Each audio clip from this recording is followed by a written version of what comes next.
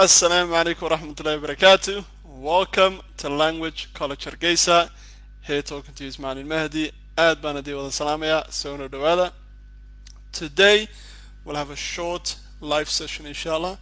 We are going to learn how to distinct or use the words whose and whose. So whose with the apostrophe who is and then whose. Okay? So we're going to learn the difference and how to use them in a sentence. So welcome all the students that are watching us. Aad baan idin wada salaamaya. Jazakumullah khairan. So write down which city you're watching from and share, and welcome to the lesson. You have to fill in the gaps as part of your comment. So the sentences on the board, waxaa laga doonayaa labada eray ayaan maanta qaadan doonaa inshallah. Erayga whose iyo whose. Okay? Marka whose waa isku dhawaaq laakiinse kan waxa weeyaan who is ayaa la soo gaabiyay, waa contraction. So who is weeyaan waa kuma yaa iskale. Okay, marka who is of ma, whose marka yaa iskale weeyaan. Whose waa lahaashada isticmaalaysaa ayay sheegaysaa. Whose waa kuma ama ayo. So we want you to fill in the empty gaps with one of these two. Marka barta banaan ayaad ku buuxinaysaa labada eray mid ka mid ah. Marka labada eray mid ka mid ah ayaad dooranaysaa, barta banaan ayaad inoogu buuxinaysaa inshallah. Marka let's see, we have the live session comments xaggan naga yara soconaya marka hadaan xagga hoose eego saas ula socda inshallah. So the first part we want to go through is sentence number 1. I can tell either one of these two prepared. I can tell who's prepared weeyaan. Marka which one of these two I can tell who's prepared. Ku dhawaaq waa isku mid, whose iyo whose. Marka which one are you going to choose? So write down in the comments, so we want to see which one you will choose. I can tell who's prepared. Okay, I'm going to watch your comments from here. So I can tell who's prepared. Very good. UAE from Uganda, aad baan idin wada salaamaya. Dhammaan ardayda Abdi, Somali Kufana, Abdi Noor, Jazakumullah khairan. So we have I can tell who's prepared. So which one is it? Whose or whose? Okay, which one would you choose? So write down in the comment the correct sentence. So I want you to write down number 1 and then the sentence. Marka tiradan aad qoraysaa iyo ereyga loogu talagalay. Very good. Abdi Fatah, Jazakumullah khairan. Kasoo shaqaysay. Ardayda soo jawaabay oo dhan waad mahadsantihiin. I can see your comments. Haddaan kaad yara dul boodo raali noqo inshallah. Laakiinse waxaan isku dayaa intii aan u jawaabi karo inaan yara eego. So I can tell who's prepared. Labadan eray inta badan dadku markay isticmaalayaan way isku dhex qaldaan, ama labada eray kii saxda maaha ka kale isticmaalaan. Marka waxaa la doonayaa qaabka loo isticmaalayo ama warta ku habboon tahay inaad gelisid adigu inshallah. So we want to see. Okay, boqorada, very good. Jazakallah khairan, who's, very good. So you got it all correct. Majority of you know it's this one. Sama intiina badan waad soo qorteen. Very good. Noor, Malyun, mashallah, arday badan bay kasoo jawaabsaa. Very good. So this one is I can tell who is prepared. Saad ku ogaan kartid inay saxsan tahay in kale kan ayaad kala bixinaysaa. Who iyo is ka dhig. I can tell who is prepared. Okay? Marka ista markaad raacisid hadduu sentence-ka weli saxsan yahay, then it's okay, then it's the right one. But if you can't use the is, then it's not the right one. Marka kii saxsanaa ma ka koowaad marka waan ka jawaabnay inshallah. Very good. Then next one, number 2 waa la doonaya. Marka number 2 we have whose tea is that on the desk. So we have my tea. Whose tea is that on the desk? Marka which one, whose or whose? Number 2. Very good. Jazakallah khairan. Furdus, boqorada qalancho, very good. We have very funny names. Noora Abdi, Jazakallah khairan. Tirada Noora ayaa si fiican baad soo qorteen labada hablood. Tirada waad soo raaciseen. Tirada iyo jawaabta saan u ogaado jumlada ama sentence-ka word aad ka shaqaynaysid. Marka tirada iyo jawaabta. So tea is that on the desk. So choose one of these two. Number 2. Very good. Sah. MashaAllah. Amal, Jazakallah khairan. very good. Fardus, Sumaya, very good. Well done. Markaan arkay intiina badan waad fahanteen. So this is talking about belonging. Waa lahaashadii soo ma lahaasho ayuu tilmaamayaa cidda iska le koobka maxay koobka shaaha tea. Okay, I like to drink green tea. I don't like to drink yellow tea. Okay, I like green tea. It's good for the stomach. So whose, don't forget the capitalization is at the beginning of the sentence. So we have whose tea is that on the desk? Whose tea is that on the desk? Saasa laga doonaya. Waad fahamtay soma? Whose tea is that on the desk? Number 3, I am going. Who's coming with me? I am going. Who's coming with me? Who's coming with me? Number 3 baa la marayaa. Ardayda qaar baa 4 sii maraya 4 tahayna gaarsiinayna. Horta ka saddexaad aan ka jawaabno insha Allah. Let's continue with number 3 first. Number 3, I am going, or you can say I am going to pray. Who's coming with me?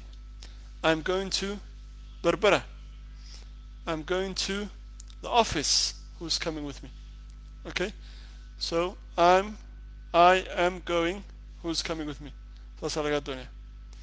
Okay, so let's try and answer this question. So number 3, very good. Okay, so I can see you writing these questions. Very good. Jazakallah khairan. Abdul Noor, Amal, very good. Mahad, Ayan, Fawzia, very good. You want to learn Somali? That's good. You can call the WhatsApp number. kuwa WhatsApp numberada xagga hoose xagga sare ku qoran ayaad kala xiriiri doontaan insha Allah. Ardayda u baahan ama oranaysa macalin kala soo xiriirna casharkani markuu dhamaado lambarada xagga sare ama Facebook page ka laftigiisa video kastaba WhatsApp number kala raacaya bartaasaad macluumaadka ka helaysaa insha Allah. Very good. Number 3, jazakallah khairan Abdi Fattah, Abwanka Farah, very good. Okay, Mahad, mashallah, very good. Saeed, jazakallah khair. I am going. Who's coming with me? Okay, marka mar hore waan idin sheegay you can try inaad kala saartid istaraay who's coming more than it who is coming with me. Very good.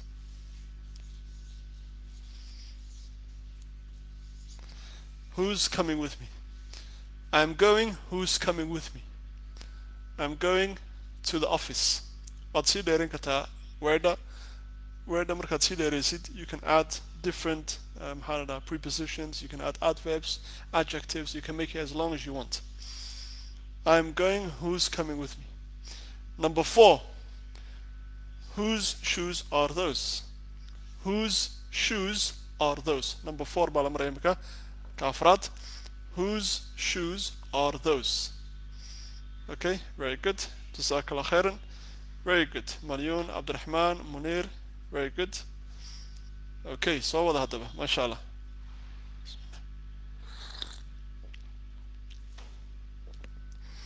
Whose shoes are those? Is it this one or is it this one? Which one would you choose? Whose shoes are those? Very good. Whose shoes are those? Abdul Noor, very good. Mashallah. Amal, very good. Nora, Abdurrahman, jazakallah khairan. In badan bay dhaafta raali noqda magacaaga haddaan sheegi waayo. Okay, 1 more minute. Let's continue. Very good. Mashallah, I can see it. Sah, very good. Okay, intiina badan waad garteen dhowr arday mooyaane majority all of you got it correct. So it's the possessive. Don't forget the capitalization. It's at the beginning of a sentence. Whose shoes are those? Because it's at the beginning of a sentence, we use capitalization. Always don't forget. And add the question mark or the full stop. This is to learn correct punctuation. Most of you already know the punctuation. Like he says, just practice. It's just a habit that you need to learn. Because I see a lot of students, they know how to use punctuation correctly, but they just don't use it. So the best way to learn how to use it is just to practice and make sure that you actually force yourself to use it at all times. Whose shoes are those? Whose shoes are those? Okay, wait. Number 5. Let's go to number 5. You can see the 5. Suggesting we go to Berbera. Who's suggesting we go to Berbera? Okay. Who's suggesting we go to Berbera? So number 5. Let's go continue with number 5. Very good. Forward صوت قرتين جزاك الله خيرا. Number 5. Let's go to number 5. Who's suggesting we go to Berbera? Who's suggesting we go to Berbera? Who's suggesting we go to Berbera? Okay, which one would you choose? This one or this one? Which one of the two? Let's see which one would be the correct one. Number 5. صح. Amal, جزاك الله خيرا. Mahad, Nora, very good. Munir, Bogarada, very good. Sumaya, mashallah, very good. I can see most of you guys have got it all very clear. Okay, very good. Abdurrahman, Jazakallah khair. 99% of you got it correct. So this one it's who is. Who is suggesting? Okay, because shoes who is shoes. To test or to check if it's the correct one. Haddii aad imika apostrophe S aad isticmaal lahayd ida aanay ku jirin who is shoes waad garanaysaa markaa inuu qaldan yahay, then you know to use whose. So here you can say who is suggesting we go to Berbera. So then it's correct. That's the one you use.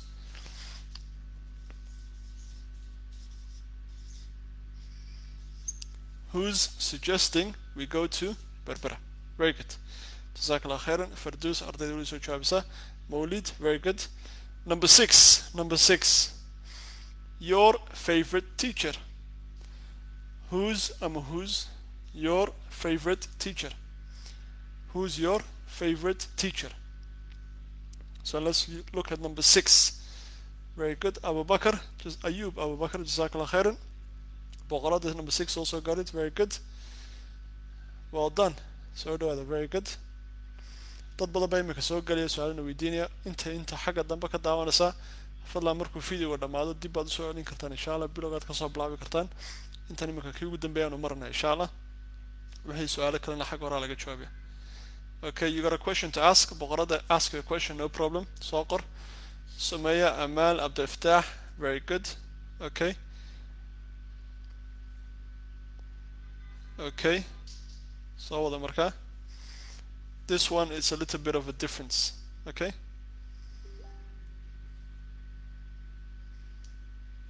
Okay.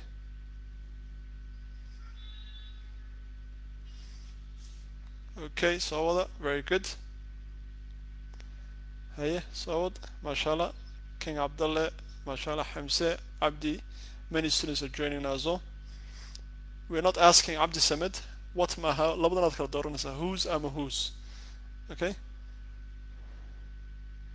Abdi Wasa, who's buu doortay, qaarna who bay doortay marka who is ama who's, one of these two. Who's ama who's. Your favorite teacher. Kan waa la isku yara haystaa baan u maleeyaa. Qaar baa kan soo qoray in badanna kaasay soo qoratay. Okay. Very good, mashallah. So let's continue. Let's try to answer more questions. Write down more comments. Very good. Okay. Aan idin sheegay marka chapter. This one waxa weeyaan who's. Who is your favorite teacher? Ama who's your favorite teacher? You can use both. Okay? Many of the times, who's your favorite teacher? Okay? Who's your favorite teacher? Like he said, the correct one is this one. Let me write it down for you.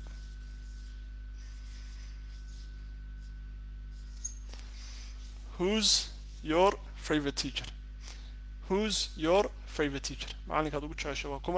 So these are the 6 sentences. So I hope you guys understood that lesson. Jazakumullah khairan. Intay naga qayb qaadato oo dhanba aad baad u mahadsantihiin kana faa'iideysta insha Allah casharaanta fara badan ee Facebook-ga, YouTube-ka, labada meelood baan ku kala shubnaa. YouTube-kana waxaad ka baari kartaa Language College Hargeysa. Waa YouTube-ka casharaanta marka lagu shubo kan oo kale ilaa Britola lagu shubaya. Marka waad la soo degi kartaa YouTube-ka, waad download baad samayn kartaa. Marka arday badan baan soo codsatay tiri macaan Facebook-ga kala ma soo degi karna YouTube-ka maad inoogu shubtaan si aan uga la soo degno. Mar walba khad ma helino, mar walba khadkana maaha si joogta. ama daatada telefoonku naga isticmaalaya. sidaa daraadeed youtube-kaan idigu wada shubnay.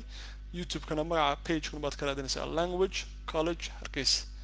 markaad ka egtid language college hargeysa youtube-ka haddaad ku qortid channelka waad helaysa. fiidiyadoo dhan halkaas ay ku jiraan insha allah.